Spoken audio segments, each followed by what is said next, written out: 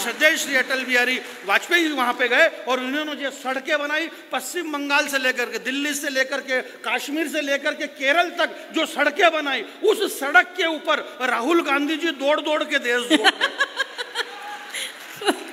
और वो केरल से कश्मीर की यात्रा निकाली उन्होंने। अब उनको मालूम ही नहीं, बोले क्यों दौड़ रहे हो? बोले देश को जोड़ रहे। मैंने कहा भाई देश को जोड़ रहे, पर देश टूटा कब? बहुत अच्छे। और टूटा था तो वो तो इधर से टूटा था, कश्मीर तरफ से, इधर से तो टूटा ही नहीं था। भाई जिधर से टूटा उधर से जोड़ो नहीं, उधर तोड़ा तुम्हारे लोगों ने, हमने तो तोड़ा ही नहीं। आप कश्मीर में इधर से तोड़ रहे हो, क्या मतलब है? और सुबह में 4 बजे, और ऐसा भी नहीं है कि देशभक्ति अपने पास में ही है, भाजपा के पास में। रामो वामो सपा बसपा, हिंदू मुसलमान सिख ईसाई, सबको देश प्यारा है, वतन सबको प्यारा है। किसको इस देश से प्यार नहीं है मेरे भाई? राहुल गांधी जी सुबह में 4 बजे उठ करके पूरा देश जोड़ने की कोशिश कर रहे हैं, दौड़ दौड़ के देश जोड़ रहे हैं। अब मोदी जी की उम्र नहीं कि वो दौड़ सके।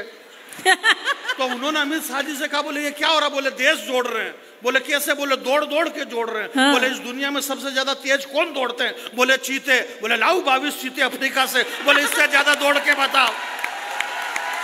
भाई वाह, भाई जाने वाह। अब दौड़ो इससे ज्यादा।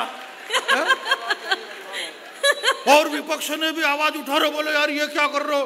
प्रधानमंत्री जी के जन्मदिन पे ये चीते 22 दिन तक चीते दौड़ रहे, चीते दौड़ रहे, चीते इतने चीते दौड़े के चीते की ईमानदारी थी कि वो टीवी से बाहर नहीं कूदे।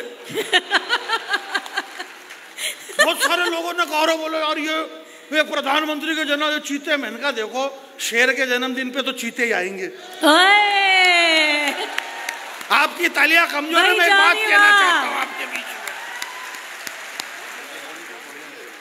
बात ये है मेरे भाई कि ये प्रतिवर्ष जो आप लोग कवि सम्मेलन कराते हैं, हमारे श्री बन्ना साहब, मैं आपको प्रणाम करता हूँ, श्री तोमर साहब जो जिन्होंने बताया, आपको इसलिए भी धन्यवाद के पात्र नहीं कि आप कवि सम्मेलन करवाया और हमको पैसे दे रहे हो।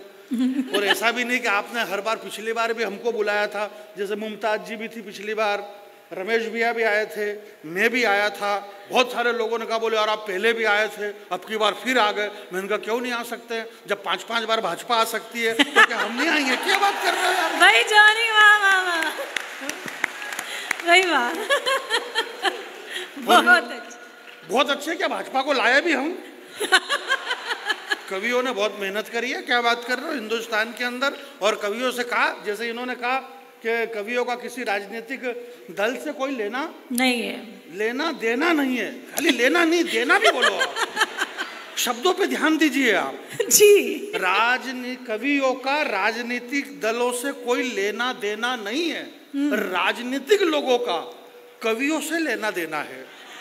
और जब उनका हमसे लेना देना है तो फिर धीरे धीरे हमारा भी लेना देना हो जाता है।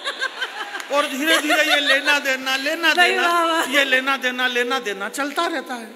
और इस देश के अंदर ऐसा ही लेना देना चल रहा है। मेरा समय बहुत कम है, और इतना कम समय है कि ये कहने के लिए भी समय नहीं है कि समय कम है।